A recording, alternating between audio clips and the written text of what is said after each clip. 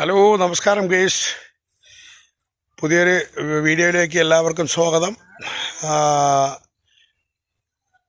ഇനി ഏതാണ്ട് ഒരുവിധം എല്ലാ കന്നുകളും ഒരുവിധം വളർന്നു.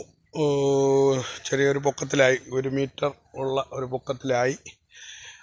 5ഉം 6ഉം ഇലകളൊക്കെ വന്നു. ഇനിയുള്ളതെന്ന് പറഞ്ഞത് ഇടയ്ക്ക് കള വളർന്നു. ഇതിൻ്റെ ഇടയിൽ, തടത്തിൻ്റെ ഇടകളിലുള്ള കളകൾ വളർന്നു. അതിനി പിഴുതു മാറ്റുക എന്നുള്ളതാണ് അടുത്തൊരു പരിപാടി.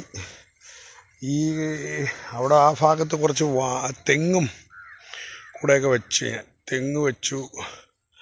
പിന്നെ ഇടയ്ക്ക് കുറച്ച് കാച്ചിൽ, ചേന, ഇതൊക്കെ ഇങ്ങനെയൊക്കെ വെച്ചിട്ടുണ്ട്. ഓക്കെ.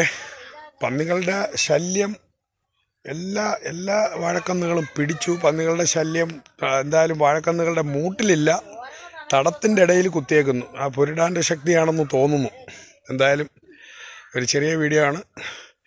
വീണ്ടും വീഡിയോ ആയിട്ട് വരാം. ഞാൻ ഇന്നിപ്പോൾ ഒന്ന് വയലിലേക്ക് ഇറങ്ങി വന്നപ്പോൾ ചെറിയൊരു വീഡിയോ എടുത്തതാണ്. Okay, thank you.